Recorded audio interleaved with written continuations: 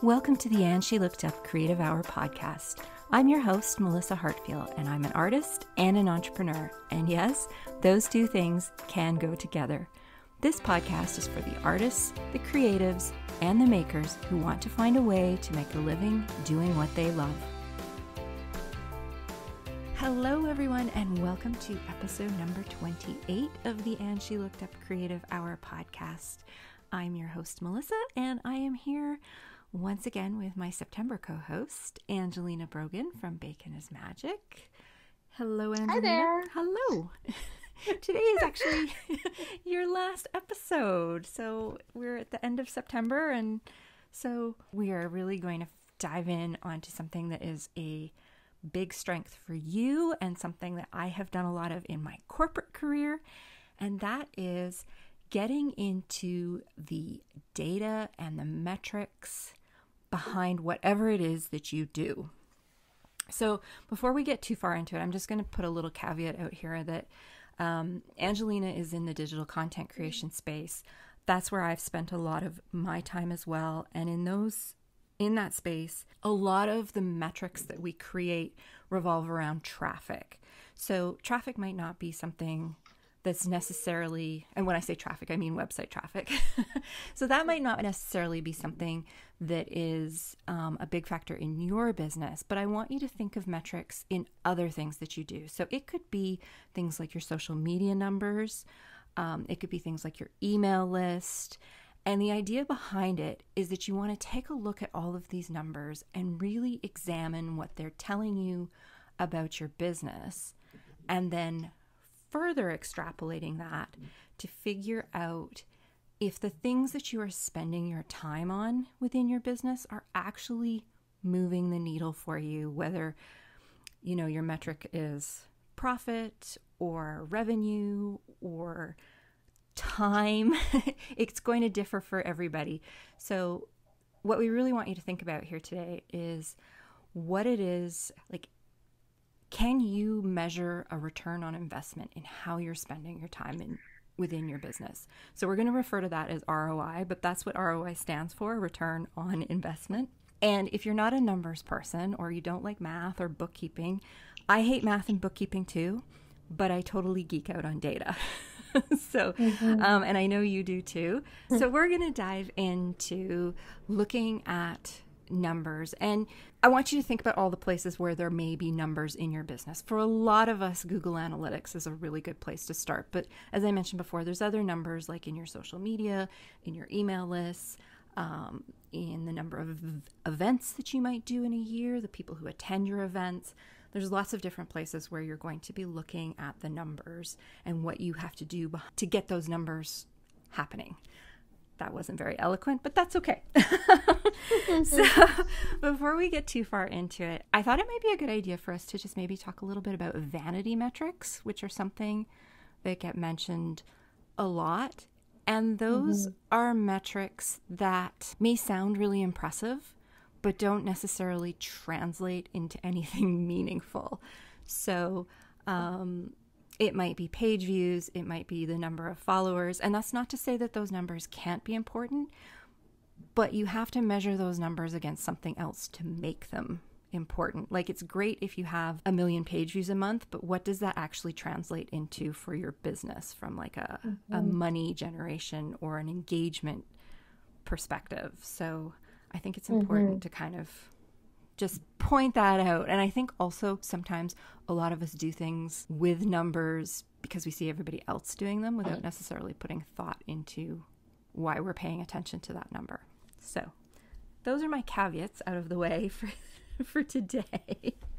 So Ayngelina, I know that you get really right into your numbers. We've had lots of discussions about numbers in the past, and you are really good at figuring out what those numbers actually mean for your business. So maybe we could just start with a couple of like your key metrics that you like to look at. Sure. I think probably the most important metric for me is actually what I measure everything against is how I spend my time. So although I have some people helping me and I contract out some work and I have a virtual assistant, to help me with some things. You know, there's a core part of my business which I feel like right now I can only do because I haven't found the right person yet. And so I'm always looking at, if I were getting paid by the hour, you know, what is the return on me spending time on that? And so starting a website in 2010, all you really had to worry about was your website. And then Twitter came along and everybody was kind of on that for fun. And that was really all you needed to do. And fast forward 10 years, and there's so much going on that you can potentially do. And so I agree 100% with the vanity metrics. A lot of people want to have, 100,000 Instagram followers, or they want to have 1 million page views. But I really respect the people who are smaller and are able to turn smaller numbers into more money. Because at the end of the day, my biggest metric is money. And I don't say that with any shame at all. This is a business, and there's a balance between time and money, but I am here to look at the numbers and say, where do I think there is the most potential to be profitable? And I think that's also why perhaps I don't always identify as a creative, because I will do whatever it takes creatively to get it done. But the end game for me is always, how do I make this a profitable business that will fit my lifestyle? And so certainly, I need to keep, I think right now my Instagram is at 24,000. I don't spend very much time on it, because if I had 34,000, that would not mean any more to my bottom line, or 44,000. And at this point, Instagram is a mature platform, so I'm not going to get to 104,000 unless somebody, I don't know, I get profiled by a bunch of people, but that is really not going to make a big difference to my bottom line. So I do invest some time in Instagram, but it's not, it's a side platform that supports my business, but it is not my business, my primary business. And so I would say it's always effort versus time, and effort versus profitability, because I think you could get into, if I worked longer, posted more, commented more, maybe I could get more followers. But in the end, that's not really something that matters to me, because I don't think 10,000, 20,000, 30,000 is really going to make that much of a difference in my total business overall. And so I think that is where I start. And I evaluate the same thing when I look at new platforms. So I decided not to get onto TikTok early, even though I knew it was going to be big. And I knew it would move from a younger demographic into an older demographic and other niches. I didn't think it would move that quickly. The pandemic helped it. But I chose not to get into it, because when I looked at how much time I thought I would need to invest, again, my business model is not to focus all of my energy into these side social media platforms. And instead, I chose to spend the time on my website, which is, the foundation of my business and where I make the most money. And so it's always the website first, and everything else is supporting. And I think for some people, it's really easy to get caught up in the vanity metrics of Instagram. Yeah. But really, more followers does not equate to more money. I mean, in general, it depends on how you set your business goals. Yeah. But the difference between 10,000 followers does not really mean a lot. So should you be spending 6 hours a day focusing on Instagram? Probably not. No, and there's going to be different sort of milestones with different platforms. I know for a lot of people, 10,000 is a big milestone on Instagram, because that gives them that coveted swipe up feature.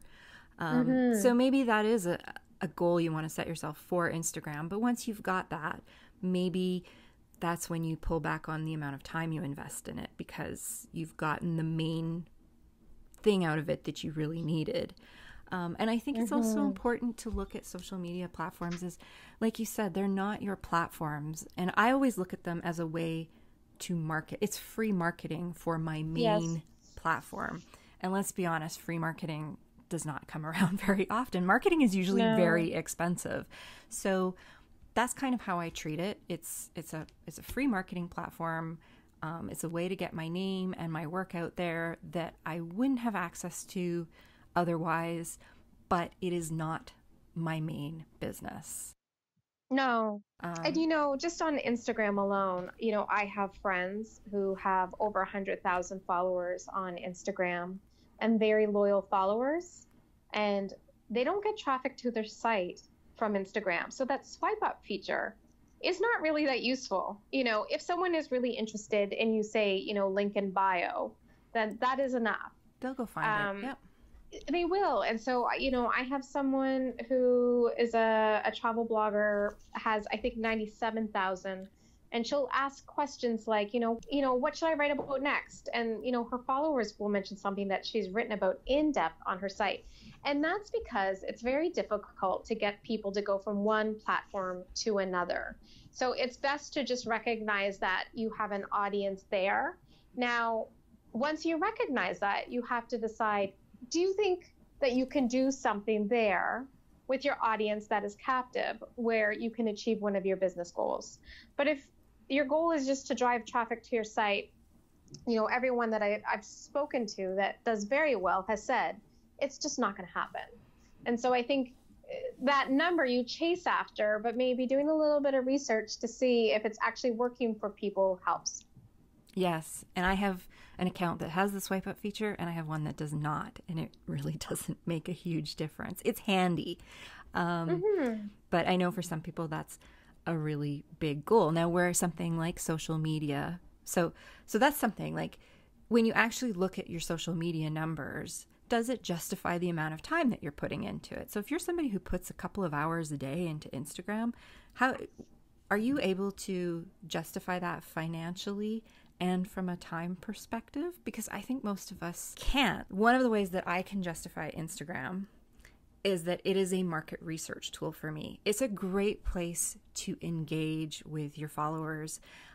You can do, especially in stories, you can do things like polls, like asking your audience, what should I write about next? Or what's a destination I've never been to or that I haven't mentioned that you'd love to see me go to? Or which of these two paintings do you want to see go up as a print in my shop? Or things like that. That's where you can really kind of test out some ideas and get some feedback from your audience. And that's important too. But maybe you only need to invest 10 minutes of your day to do that, yes, as opposed to 2 hours of going through and finding new people to follow and commenting and hashtagging and doing. I know some people spend almost all their time inside Instagram, but they can't really tell you how that benefits them. No, and I think the most important part is you need to spend more time creating than you do consuming. And a lot of creatives will consume so much. So they spend all day on different social platforms, and for them, that's work. But they're not creating for those social platforms. So you should spend time creating. Yeah. And, I know a lot of people who they stop in twice a day. So the first thing in the morning, they post something. At the end of the day, they respond to comments on their channel. They're not spending all day looking at what other people are doing, which is also very dangerous in itself because, yes, you start to compare yourself to other people and what they're doing. So in the end, if you feel confident with your creative abilities, just put something up, let it go, and then go back and respond to your community.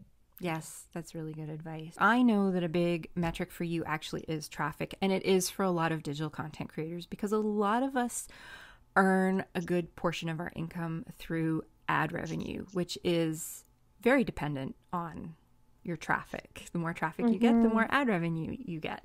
So this is really interesting. I was actually having a conversation with a coaching call this morning, with a coaching client this morning. We were talking about Pinterest and whether it's worth the time.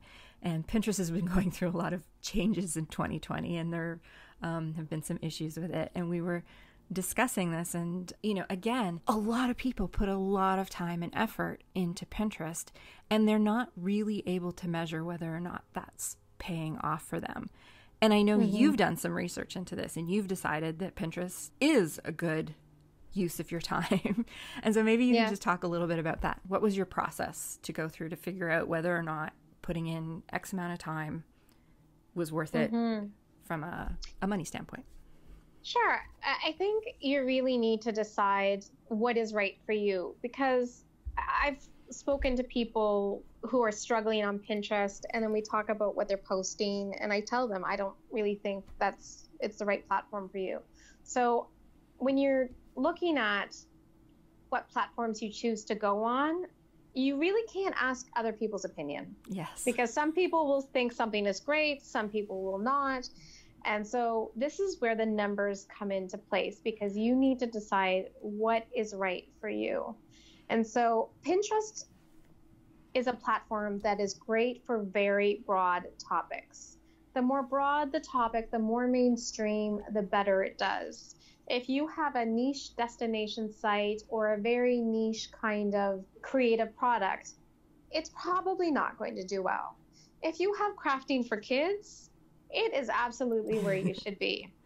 So you really have to look at that, because it doesn't matter how much time you spend on Pinterest. If you have some kind of very unique product, no one is searching for it. They're never going to find you. You are not going to do well. And so what I looked at was I had some pins pick up, and I would say over the last couple of years, I get about 1,000 views a day. And so that's 30,000 page views a month.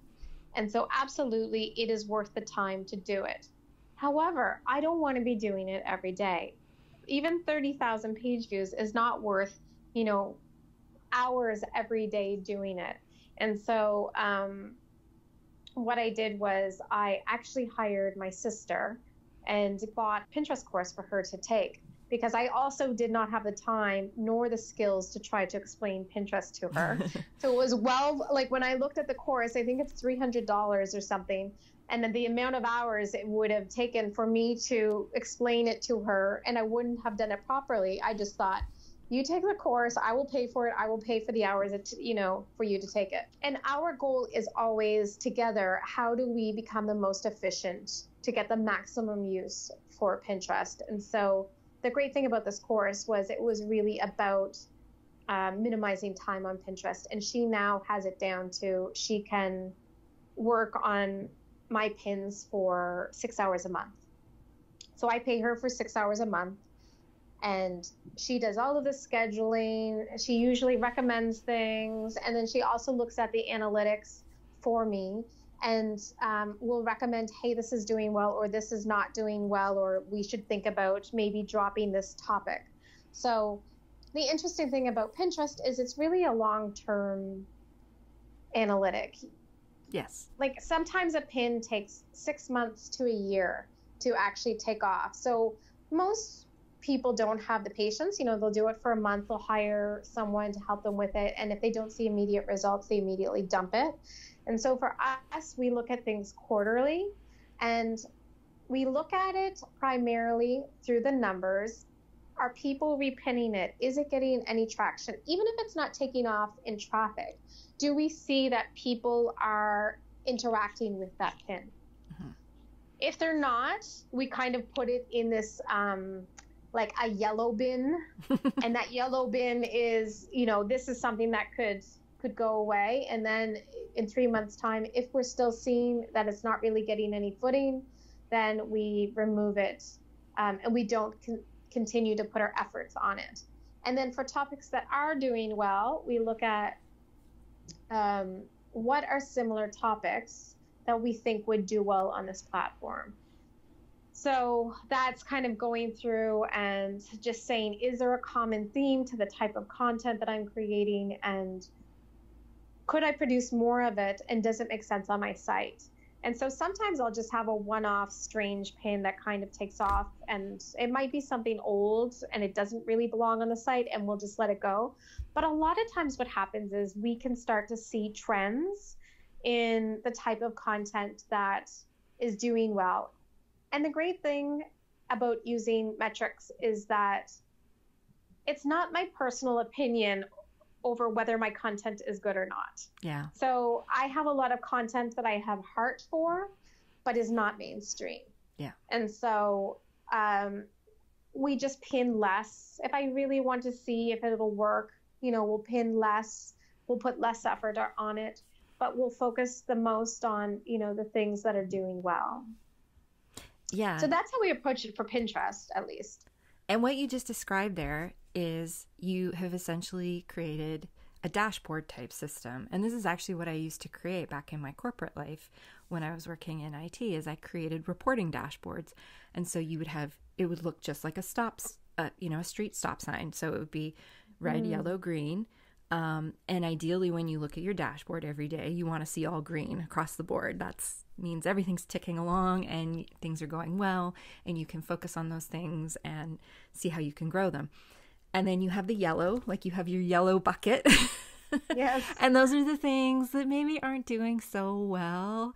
And you want to keep an eye on them, and you want to address them before they turn into red things.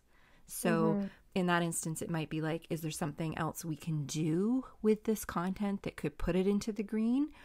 Or is this just a lost cause and we should chuck it into the red bucket? Absolutely. And we experiment a lot. So for every post, we have 25 pins, and the creative will be different.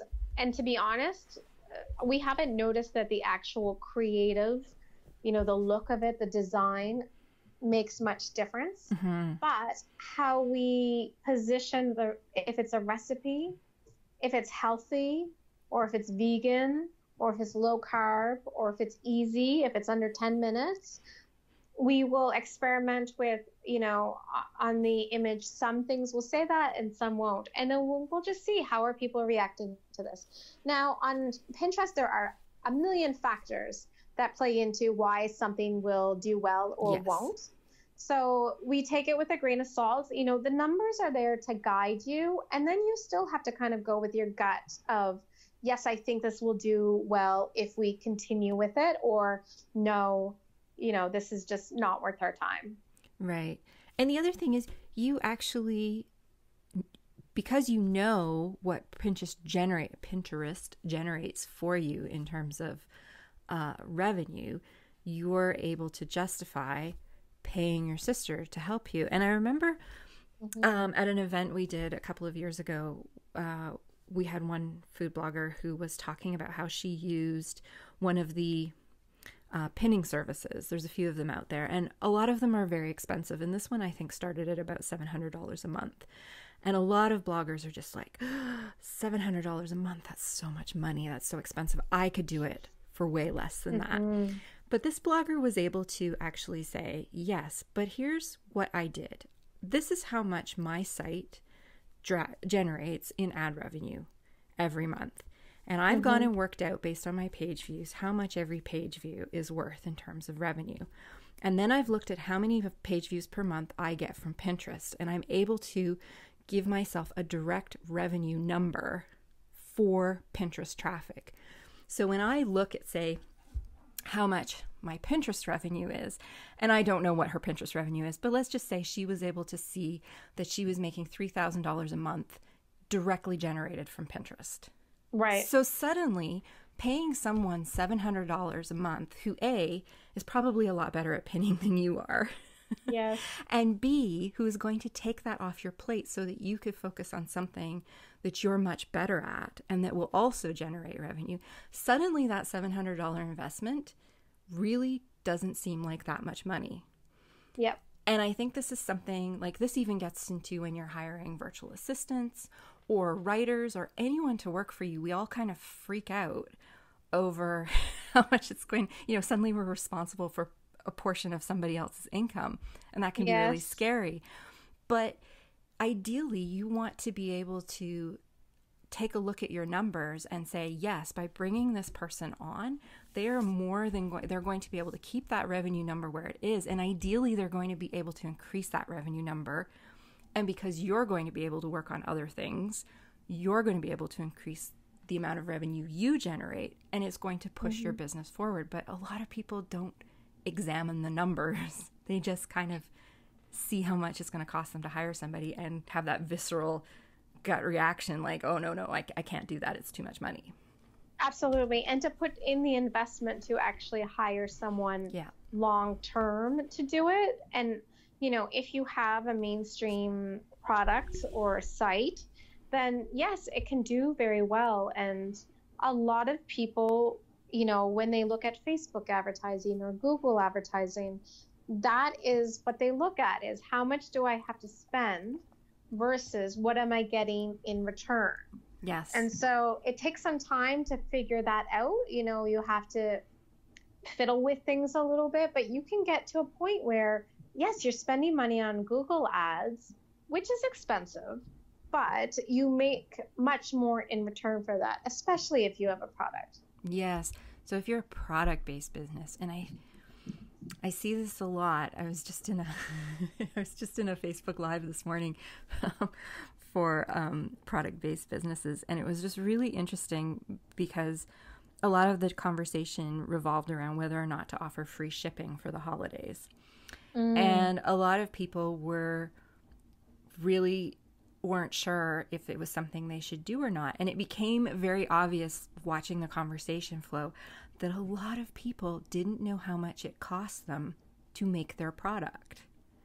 Right. And so they really weren't able to tell whether or not what they were charging for it gave them enough profit margin to be able to play around with things like promotions or sales or free shipping for the holidays or any of that. And so this is where everybody's metrics are going to be very different. But if you're in a product-based business, it is crucial that you know how much it costs you to make one thingamabob. Right? Yes. Because there's no way that you can run your business effectively without knowing what you're charging, what it costs you to make that, what room you have to play in there, whether or not you need to increase your prices. So this is why metrics are so important to it. This is what is the difference between running a business and just having a hobby that brings a few extra dollars into your pocket. Absolutely. I think you can work on something for so long. So a lot of people talk to me. Pinterest just recently said they only want you to have fresh pins. And so when we looked at how many pins that meant, for us, that meant about 25 pins per post. And that's a lot. It is a lot, and it seems very overwhelming. But then I looked at, okay, on a normal post, I'm creating 5 pins. How much longer does it take me to produce 25? And I realized it took me another 15 minutes. And so Pinterest has indicated this is what they want. And I thought, for 15 minutes per post, I can invest that time, because I also don't want to lose my 30,000 views. Right. And so I looked at how do I optimize this so I'm not spending all day on it? But I thought, it was about 5 to 7 new pins per quarter. And I just thought, I don't want to do like every quarter comes and I'm dreading it because I have to sit at my computer and do, 4,000 pins. Instead, I'm just going to create a year at a time. It takes me half an hour total at the end of a post, and then it's done. And then I don't have to worry about it for another year. And who knows what Pinterest is going to say next year? It could be something completely exactly. They've already started to say they want other things. And so now we're looking at, how do we do this? Like, is it worth doing this? So, but that's in general what we look at, is like, what is the time that we're going to spend versus what we think the profit will be? Yes, exactly. And we're going to get to this in a minute, but also by actually measuring how long it takes you to do this and putting some systems in place and getting yourself into having a routine around how you do it. And for some people like you, it's as simple as you just create the new pins. But for other people, you know what? Maybe they buy 25 pin templates. And then all they have to do, and you've probably created your own templates, I'm not sure, but then all they have to do is just insert the photos. Change the text, boom, they're done. Right? That's what I said. That's what I've said to people, is they're like, "Oh my, it sounds so hard to do 25 at a time." And I said, I have 10 templates that I've created. If I have 2 to 3 photos, I just drop them in and I'm done. The only reason it takes so long is my computer processing the download. Yes. But I'm very strict about it, in that I've given myself, it doesn't take half an hour. It takes about 20 minutes. But, whenever you're doing things you don't really want to do, you kind of screw around a little bit. Yeah. But giving yourself that half the hour mark keeps you focused that, oh, I need to get back to doing this because I've only got 4 minutes left and I have to finish, exporting them. Exactly. So you are actually becoming even more efficient because now you are batching what you're doing. So instead of creating a new pin every week for that post, or a new pin every quarter, or 10 new pins every quarter, you're just batching it all into one thing. Boom, done. Move on to the next thing. And that is, we've done an episode in the past on batching and blocking, but I really wanted to touch on it with Ayngelina because she's such a pro at it. I am like always so amazed at how productive she is, and so much of it revolves around you batching and blocking your time, which is built out of you knowing what's important to your business. Like, you know where to focus your time because you're paying attention to these metrics. So yeah, you're able to sit there and you're to say, okay, you know what? Each new post gets 30 minutes for pinning. That's right. And a lot of it is because I don't want to spend time on these things. No. And so if I have to do something, I would rather just spend a day or a week or 2 weeks and get it done. When I have 800 posts on my site. And so if something needs to be done or changed, I will spend, however long it takes and only work on that. And hopefully it's something I can do while watching TV, but not always. But I would rather just do it all at once rather than, and then it's off my checklist. I don't have to worry about it because I have experimented with saying, okay, I'm going to do, 10 a day, 10 of something a day. And then it just becomes really annoying. And although in my previous life in advertising, I would have prided myself as a multitasker, I really do think that I'm the most efficient when I can single task and my brain has decided this is the task that I'm doing today. Now, I've done this for writing. The idea of writing 14 posts in 14 days seems insane. But I find if my brain knows every day, all you need to do is get up and write. And that's all you have to do. And I'll decide what I'm going to write in advance so it's ready to go. But it actually becomes quite easier versus my brain looking at a list of, you've got to make some pins, and then you've got to schedule on Facebook, and you've got to edit photos, and there's some video. That seems so much more daunting. And really, I think switching from task to task, you just end up wasting, at least I do, I end up wasting a lot of time. And so what I could get done if I just batch worked, doing all of the video or doing all of the photos, is so much better for me. If I have a lot of photos, it is much better for me to say, this is a photo day. I'm going to edit 1,000 photos and be done with it. Yes, I am exactly the same. And the older I get, the more, I find I can't break my focus. But when you are single tasking, is that a word? Single, is that how you say it? I don't know. Anyway, I guess so. Single tasking, it frees up so much mental energy because, like you said, you're not worrying about all the other things you have to do. Today is writing day. Today is video editing day. I'm going to sit myself down at my desk. I am going to get up at lunchtime. I'm going to go for a walk later, but I am going to come back to writing. And so it frees up a lot of mental energy in that respect, but at the same time, it allows you to get into a groove. If you're constantly changing what you're doing every 30 minutes, you never really get into a groove, especially for those bigger items like writing. Like for me, writing is something I cannot do in 5-minute blocks. I just can't. I need a couple of hours to really get into it and get my words flowing and my hand flowing and all of that stuff. And the same with photo editing. When I get into photo editing, I often find, especially if I'm editing a large group of photos that were taken usually on the same day or something, where the lighting is all very similar, it's like if I just sit down and do all of it, I can often create an action or a preset that I can run all those photos through because I start to see the similarities in them, which I wouldn't see if I was just doing them at a photo at a time kind of thing, or a couple photos here, a couple photos there. So that allows me to, getting into that groove actually allows me to become more efficient. So, and I think more creative as well. When I look at my writing, the periods of time where I've done challenges of, 10 posts in 10 days or 7 in 7. I also become a better writer Yes. because I do struggle with it. It's not something that comes easy to me. But when my brain is kind of in that mode, in the middle of it, I am just like chugging along. It becomes very easy. And it's like you just kind of turn on and activate this portion of your brain that just thrives on it. And you could go for a very long time until you burn out.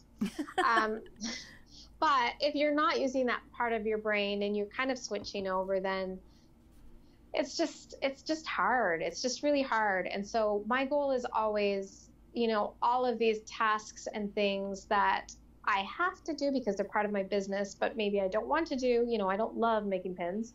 I like to do that. If I can batch work that, I'll do that, because then it's out of the way, and then I can focus on the things I really want to do. It's just funny, when I was talking to my coaching client this morning, I was just saying, like, one of my accounts is currently in Pinterest spam filter jail. Right. And it's super frustrating because nothing's getting seen. And I was saying, like, it's really hard for me to justify the time that I put into this because literally nobody is seeing it. So is it worth it? But the flip side is, as a designer, I love making pins. I could make pins all day, but unfortunately, I can't justify sitting there at my desk making pins that nobody's going to see. So, well, for other people that don't want to make pins, they should call you so you can make pins for them. That's what I was saying. I have another client that I pin for, and I treat both her accounts pretty much exactly the same, and hers is doing great and mine is just sitting there languishing. But that's the kind of thing you have to look at. Like, at least I have looked at it, and I've looked at the numbers, and I just know, like, there is absolutely no way right now that I can justify spending half an hour a day on Pinterest. I just can't. And absolutely. And we actually looked at that when so we schedule, when I say we, my sister schedules a month at a time. And when COVID happened, she just said to me, like, what are we going to do? And I said, well, no one's traveling. So we're not going to, like, let's remove all the travel content and then, like, just pivot and let's focus on food. And so now that people are traveling more locally, we're experimenting a little bit to see if some of our, what would be considered, North American pins, Canada, US, if they gain any traction. So we're experimenting with it to see how they do. But still, it's just a small experiment, like 20% of our pins, because we thought if we lose a little bit of our views, then that's fine, but we'll still have the food content going. But that's part of paying attention to your metrics, is you pay attention to your metrics, you tweak, you experiment, you measure again, and then you decide whether that experiment is worth carrying on with or growing. And you keep sort of iterating until you hit a wall. And that's part of looking at your metrics. Another one that I wanted to take a look at was emails, because this email list. I mean, we've talked about this previously in another episode, but you and I were saying that, your email list is something that you own. It's yours. It belongs to you. And again, there is a vanity metric with email subscribers. You hear somebody who says, I have 20,000 subscribers, and you think, oh, wow, like, that's a huge list. And I only have 800, like, I'm never. And I think, again, email is something where you have to pay some attention to what's going on with that number. What does 20,000 subscribers mean to you? Like, are you able to attach a dollar value to them? Absolutely. Like, what's your open rate? You may have 20,000, but maybe only 2,000 of the people are actually engaged, and the other 18,000 are on your list because you ran a contest and they're too lazy to leave your list. Absolutely. So, and this is something, a person who has, I'm going to try and do math here without a calculator. So if you have somebody who, let's say, has 1,000 subscribers on their list, and let's say 800 of those people open it every month, open their newsletters every month, that is an 80% open rate. 800 people are opening it and seeing it. Now, let's say you have 10,000 subscribers and you have what would that be? Like an 8% to get 800 opens. Would that be an 8%? I think you're right. Yeah, I think it's 8%. This is I'm with you. We're just going to go with it. Okay. So, that person has 10,000. The point being, that person has 10,000 people on their list and they have an 8% open rate.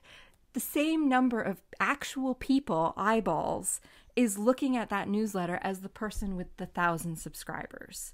So and the 10,000 person is spending so much more on their email service.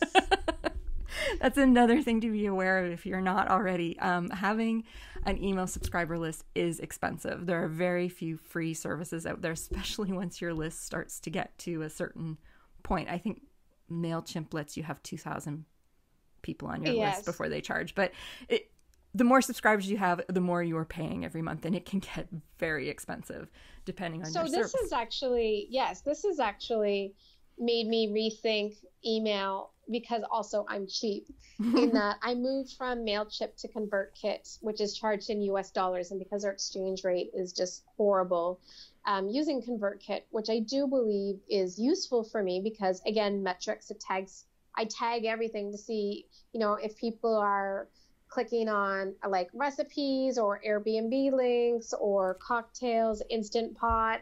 If they click on a country, I know what countries they're interested in the hopes that this will help me create better content for them, to serve them by only sending them content that they're interested in. But what's interesting is when I moved over from MailChimp to ConvertKit, I had 2,000. And then I had spoken to you about kind of culling my list because it was an inactive list. And then just getting rid of slowly people that hadn't opened it in a number of months. And so now every time I put out an email and people unsubscribe, I am thankful because the threshold for ConvertKit is 1,000 subscribers. You have to pay more. So you do have to pay for under 1,000, but over 1,000, you have to pay more. And so every day people sign up, and then a lot of the people that I had brought over from MailChimp have slowly started to unsubscribe. And it does not bother me because it's a vanity metric. And at the end of the day, I would be perfectly happy with 999 very engaged newsletter. Like if I had like 100% open rate, which would never happen, but if I did, and they clicked on all my links and supported me and were very engaged, I would much rather have that than have 10,000 on my list to say I had 10,000, but really, more than half of them weren't opening it. So right now, although I have a smaller list, I have a higher open rate, and then I'm always pleasantly surprised at what they click on. Yeah. Like it is a true traffic form, and they are clicking on a lot of my links. And so that has become, again, when I look at what I'm getting for clicks versus what I'm paying, it becomes worth it again. Absolutely. And it's so much more, what you wind up with is a much healthier list. It might be a smaller list, but it's a much healthier list. And that's really critical. And especially if you get to a point where you want to monetize that list. And there's so many different ways you can monetize your email list. But, ideally at some point you want to know what the dollar value of each of those subscribers is. So, let's say you're a product-based business. You want to be able to know, first of all, you want to know how many of your subscribers are actually opening your emails, how many of them are clicking through, but then you're also going to want to measure how many of them are purchasing and what are they purchasing. And over the year, what is the total value that you have actually generated from that email list? And when you can look at what your actual revenue generation is, you can work backwards and figure out how much each subscriber on that list is actually worth. And what are they buying? I mean, if one of your products is, selling so well, can you produce products like that you think they would also want? Absolutely. There's so much information you can glean from it, as well as making money. And at the end of the day, would you rather have a subscriber who's worth $1, or would you rather have a subscriber who's worth $10? I'd rather have a list of subscribers that are worth $10. But Yes. you are not going to know any of that unless you are paying attention to your metrics and actually working out where your money is coming from, where your money is coming from, who is spending the money. And there's different ways you can look at that, depending whether you're a traffic-based business or a product-based business. So if you're a traffic-based business, people might not be buying directly from you, but every time they hit your website, they're responsible for ad revenue generation. So how much is that set of eyeballs worth? And you said something at the beginning that I'm just going to go back to here, but you said you often don't identify as a creative because you are focused on the business first. And I just, we talked a little bit about it last week about money being kind of a dirty word for artists and things like that. But the truth is, if you're not putting the business first, you don't have a business. You have, a hobby. Like I alluded to earlier, you have a hobby, and there's nothing wrong with having hobbies, but there is a very big difference between having a hobby and having a business. And when you have a business and it's responsible for putting food on your table and a roof over your head and potentially paying other people to help you, you have to pay attention to this stuff. It really is important, but it can also be really interesting. Like, I find it super fascinating. Like, I do too. And sometimes it's surprising. Yes. Just how people have found me. I try to look, periodically. Sometimes I just go into Google Search Console and look at what did people search to find me. And there are surprises there. Some things are very surprising. And they're pleasant surprises. And then in other times I look and I see, wow, I've been spending so much time on like A, B, and C, and it's just not getting anywhere. And so I don't want to be stubborn and continue. If I think it's a long-term effort, I'll continue with it. But if I'm just like, I've been doing this for a while and it's not working, it's time to move on to something else. Yeah. And there's going to be different things that are going to be important to different people. And in some, revenue and profit are always going to be important for all of us, because that's what is, especially profit. That's a signal of a healthy business. If you're not making any profit, or if you're losing money, then you have a whole set of other questions you need to ask yourself. But you have to pay attention to those things. They are really important. I was going somewhere with that, but it slipped my mind. Well, I would say also that a lot of times people have difficulties making decisions in their business, or, what kind of direction should they take, or should they make a change, or, a lot of people are afraid of making kind of bigger decisions. And so when I look at analytics, it's really a way for me to feel good about something I've decided to do. So it's not just a hunch, but, these numbers can validate my hunch by saying, I feel good about spending my time on this because it looks like, from these numbers, that's what people want to see. Or there are adjacent topics or, ideas that I have that I think would fit well because of these numbers, or this kind of feedback that I'm either getting from analytics or from traffic. And so sometimes people just need a little bit of a push to decide what they're going to do and how they're going to do it. And so numbers can make you feel a little bit more comfortable. They're not the only thing, but they can certainly give you that little bit of support to say, yes, this is a smart thing to pursue, and it looks like you will be successful. Yeah. And I have just remembered what I was thinking about in terms of what's important. Yes, revenue and profit are always going to be important. But in other cases, you might just be, you might be trying to measure engagement, or you might be trying to grow your community, which ultimately is going to play into revenue and profit. But there's other things you can measure besides just the money side of it. So, and that's something else that's important to look at, is figuring out who your audience is. And this is something else you can do with metrics and with your email list and with tagging within your email service provider. And it's really important to take advantage of all those things. And a lot of people don't. Like, for instance, Google Analytics, which is kind of the gold star in terms of website analytics, I'm always shocked by how many people don't know how to find geographic or other demographic information. And there's a lot of stuff in Google Analytics that you can discover. Like you can find out how old people are who are looking at your website. You can find out where they live. You can find out whether they're male or female. I think that's as far as Google divides it up. But all of that information can be really helpful for you when you are deciding what kind of content to produce or deciding what kind of products to develop. I even had a web design client years ago who used Google Analytics to determine which cities she was going to go to for her book tour when her first cookbook came out. So she went out, she was able to pick through Google Analytics and see where most of her traffic came from.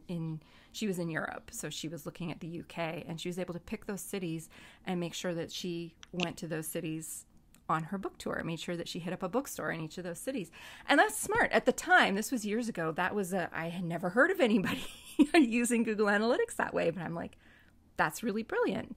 And so this is where spending time in your analytics and looking past those big key metrics that Google sort of highlights for you, like users and sessions and page views, and really digging in a little deeper, there's so much more information you can find out there. You can find out how much traffic is coming from Pinterest. You can find out which pins are generating the most traffic in your Google Analytics.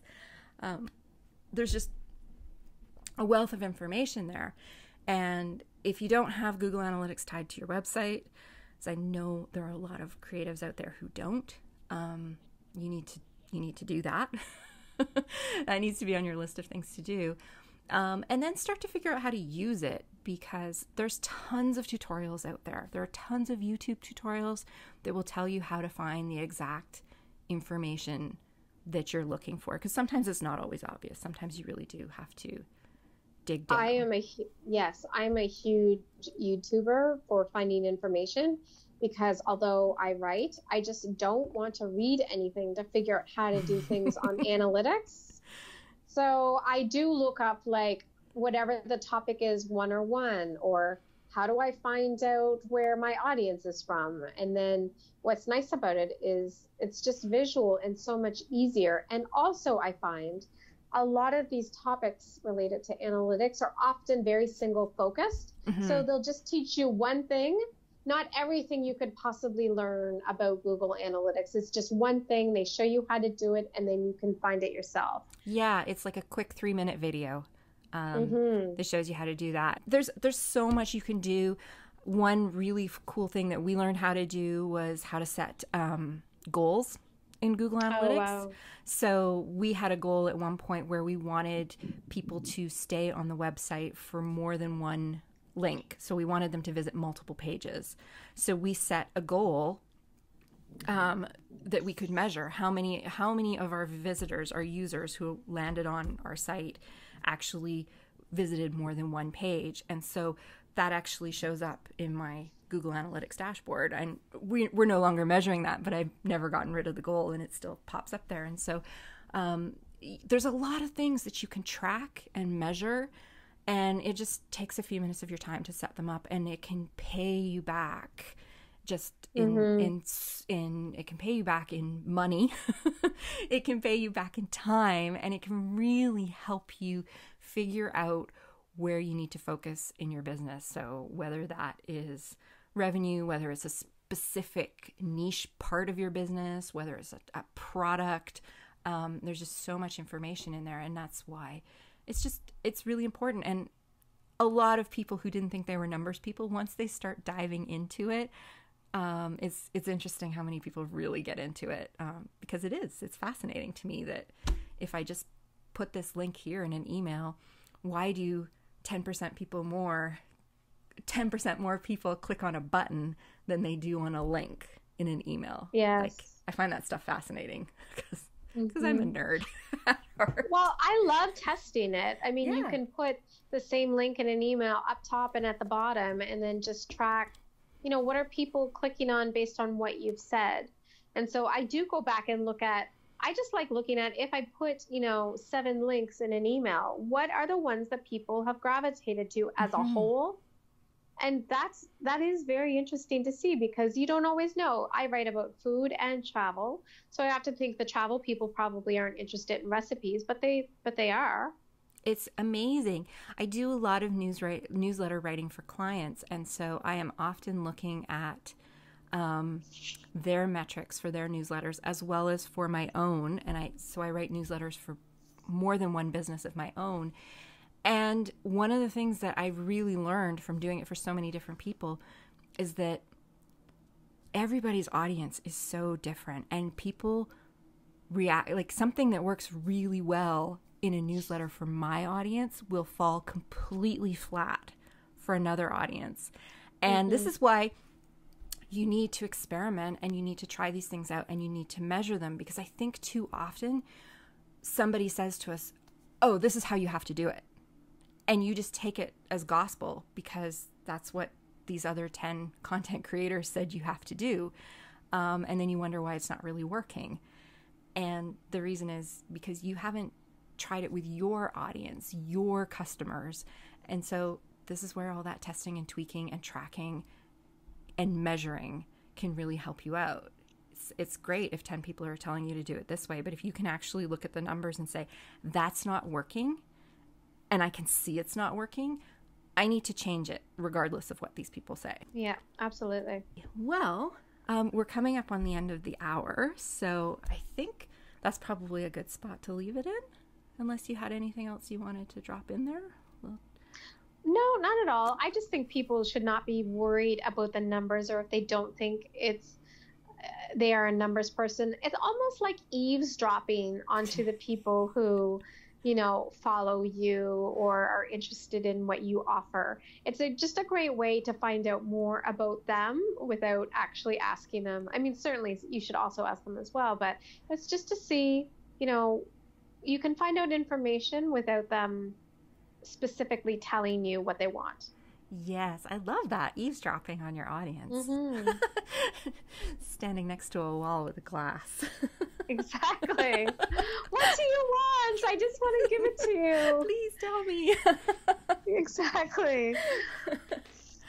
All right, everyone. Well, I really hope that gave you some things to think about, and I hope that you start exploring your numbers. You don't have to go all in. Just pick a couple of things to start with and start tracking them and see what they tell you about your business, and then start experimenting and seeing how you can grow those areas of your business, or create more time for yourself by becoming more efficient in where you put your time and how you use your time. And hopefully you will see some big rewards out of that, both financially, and so you have an extra hour to watch Netflix in the evening. Ayngelina, thank you so much for joining me this month. It has been so much fun to have you here, and I really appreciate you taking the time out, and I'm sure the audience has appreciated it. So, yeah, thank you. No, it was really fun for me. I really love talking about all of this. I know. It's fun to kind of geek out on some of this stuff. It is. Yeah, so that wraps up September. I will be back next Friday with a new co-host for October. And I don't know if she's going to join me. There's 5 Fridays in October, and she will only be joining me for 4. So next week we'll either have her here as a guest, or it will be me doing a solo episode. I am not sure yet, but I'm excited for our October guest host. You're just going to have to wait and see who it's going to be. That's it for this week. Thank you all so much, everybody, and we will talk to you next week. Thank you so much for joining us for the And She Looked Up Creative Hour. If you're looking for links or resources mentioned in this episode, you can find detailed show notes on our website at andshелookedup.com. While you're there, be sure to sign up for our newsletter for more business tips, profiles of inspiring Canadian creative women, and so much more. If you enjoyed this episode, please be sure to subscribe to the show via your podcast app of choice so you never miss an episode. We always love to hear from you, so we'd love it if you'd leave us a review through iTunes or Apple Podcasts. Drop us a note via our website at andshelookedup.com or come say hi on Instagram at andshelookedup. Thanks for listening, and we'll see you next week.